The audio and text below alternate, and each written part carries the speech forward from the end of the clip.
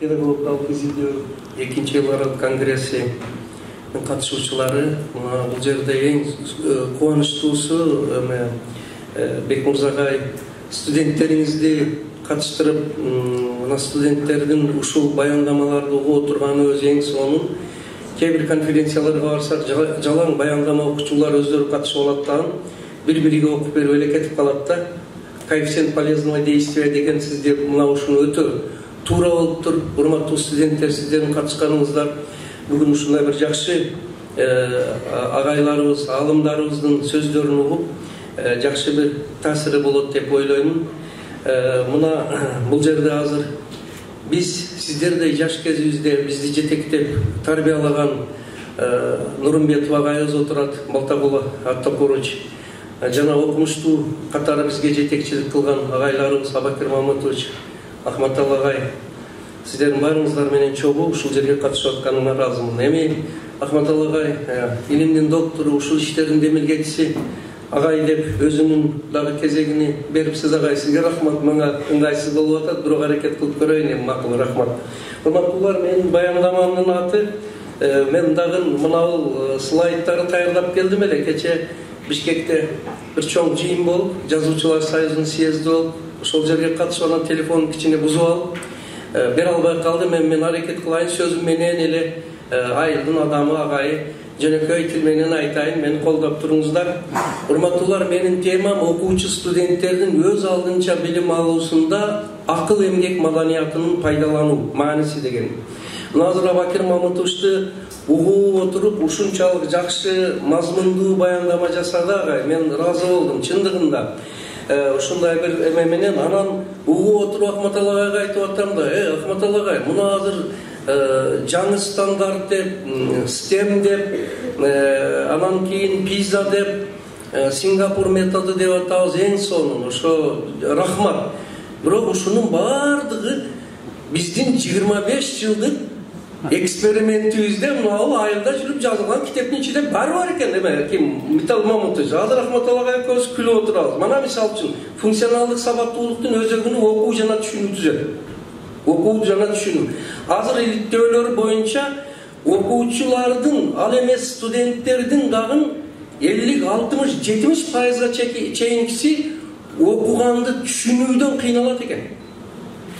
Ал эми көпчүлүк окуучу студенттерибизде окуу техникасы нормага жетпей атат. Окуу техникасы минутасыга 250 болсо, биз бир нече жолу эксперимент кылып көрдүк, 120-150 болуп калып атат.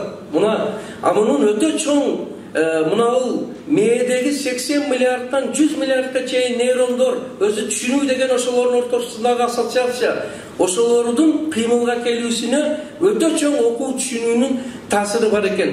Жанагы агай азыр компетенттүүлүктөрүн катарында окуганды түшүнүү деп 2-3 жолу айтып кетти. Мына ушул өтө чоң маселе экен. Урматтуулар, мына буларды биз азыр мына бизге келип Сингапур методу деп, PISA деп, PISAдагы негизги талап эмне? Сурооду түшүнүү, суроого жооп берүү, ой жүгүртүү, интерпретация, интеграция, андан кийин өзүнүн ой пикирини пайдаланып, алган билимди кийинки билим алууга пайдалануу деген негизги талаптар бар. Мына ушулардагы азыркы агай айтып кеткен компетенциялардын ичинде бар экендиги өтө бизди кубандырды. Демек, багыт туура, өтө жакшы коюлган. Бар болгону агай кантип анан сиздерде бул дегени 96-92 жылдан баштап айылда эксперимент жүргүзүп, ошол эксперимент 25 жыл жүрдү. Ошонун натыйжасында азыр бул жерде айтылып аткан көпчүлүк проблемаларды биз ошолорду байкап туруп, ошонун негизинде анан ошол акыл эмгегинин маданияты, бул ошол билим алууну үйрөнүү, өз алдынча билим алуу, өз алдынча алган билимини андан кийинки билимге эң башкысы компетенция деп атат. Турмушта ошол билимди пайдалануу жөнүндө мына ушул эмеде айтып кеттик. Эми урматтуу окуучу студенттер, урматтуу катышуучулар, мен ошол 25 жылдык эксперименттин натыйжасында ушул Абакир Мамытов жетектеген окумуштуулар кеңешинде кандидаттык диссертациямды эне мектеби үй бүлө анан ушул окуучулардын өз алдынча билим алуусу боюнча жактадым 18-жылы. Ошону иликтеп жүрүп, мына 3 чоң нерсени биздин балдарыбыз, студенттерибиз дагы ошонун бир аз кыйналышын байкадык. Бул кайсы дегенде, биринчи, укканын түшүнбөйт экен көбү. Класста, аудиторияда 30 бала отурат, кайтарын байланыш деп сурасаңыз, ошонун 4-5 жооп берет, калган жооп бербей. Бул мана ким мугалим болуп иштеген болсо билет. Мына бул бир чоң көйгөй, умение слушать. Экинчи бири, окуганын түшүнбөйт экен. Окуганны. Эми албетте азыр санарип деп атабыз, IT технология, бул бардыгы жакшы. Мен былтыры Германиянын Гамбург шаарындагы эл аралык конференцияга катышып келдим. Ошол жерде билим, IT, келечек деген конференция болду. Ошол жерде мына интернетке деле чыкты. Ошол жерде деле көйгөй мына ушул маселелер жөнүндө айтылып атат. Көрсө, канчалык биз санарипке барбайлы, IT технологиянын эң туу чокусун өздөштүрүш керек. Бул заманын талабы, бирок бардыгынын түбүндө баягы Бакир Мамытович айтмакчы, функционалдык сабаттуулук, ой жүгүртүү, окуганды түшүнүү эң негизги талаптар болуп эсептелет экен. Демек, экинчи бир эң чоң нерсе окуганды түшүнбөй атат.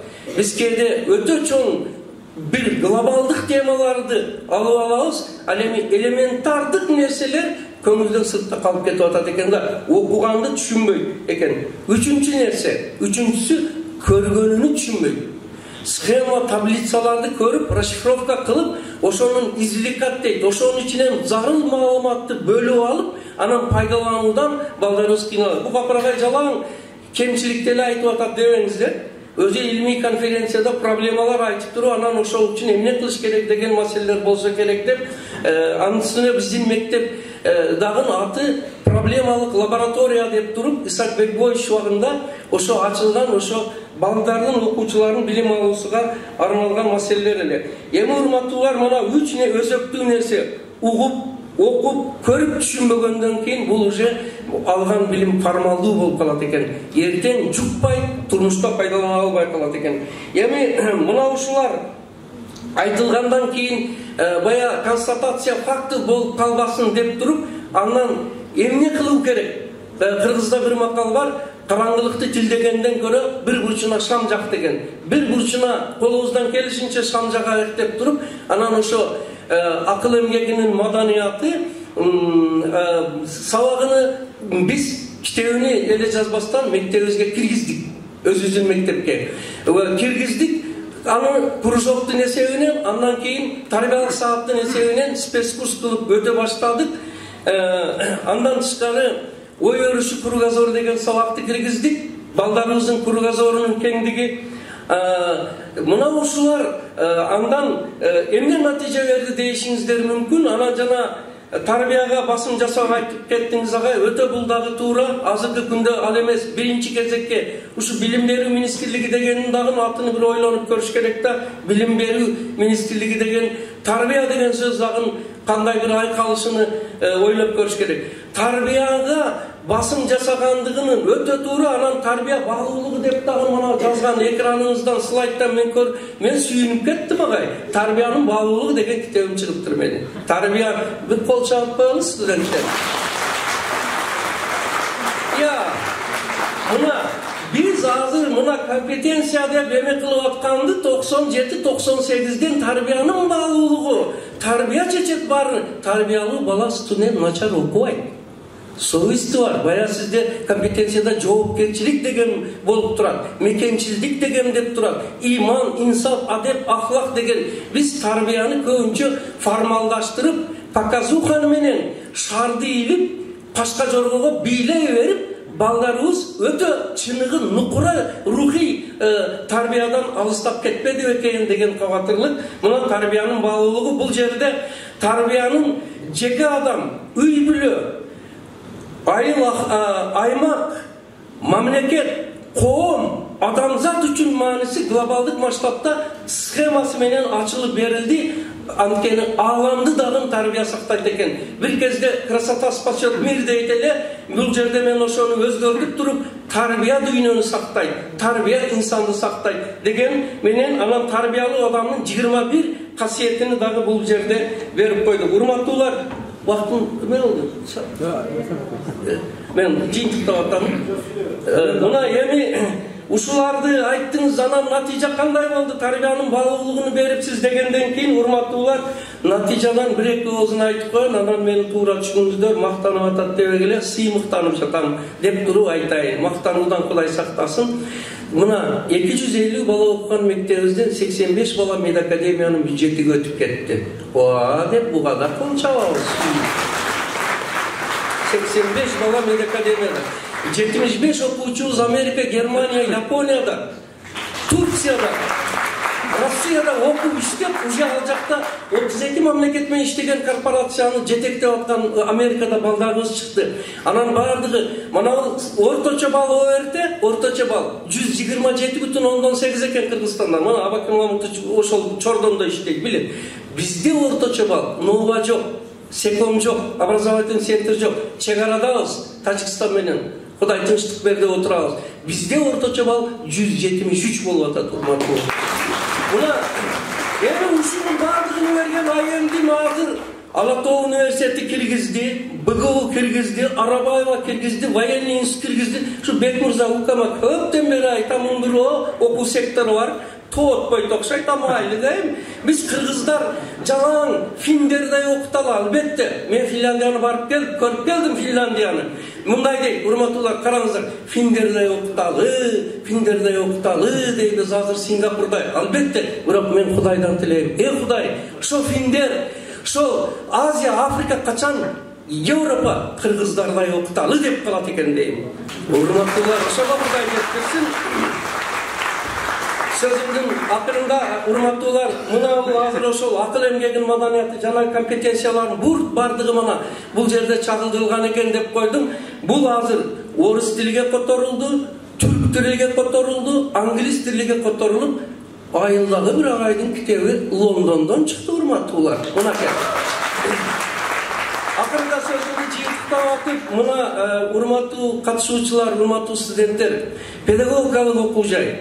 Кыргызстанда окуу жайлар көп, бирок мен мына ушул Ош мамлекеттик педагогика университетинин мына жерде мына Ошмудан Гүлмира Жутанова эжекейибиз отурат. Мына ушулар, мына урматтуулар, педагогикалык окуу жай Оштогулар сапаты менен бир топ айырмаланып турасыздар. Ошол марканы сактайлы.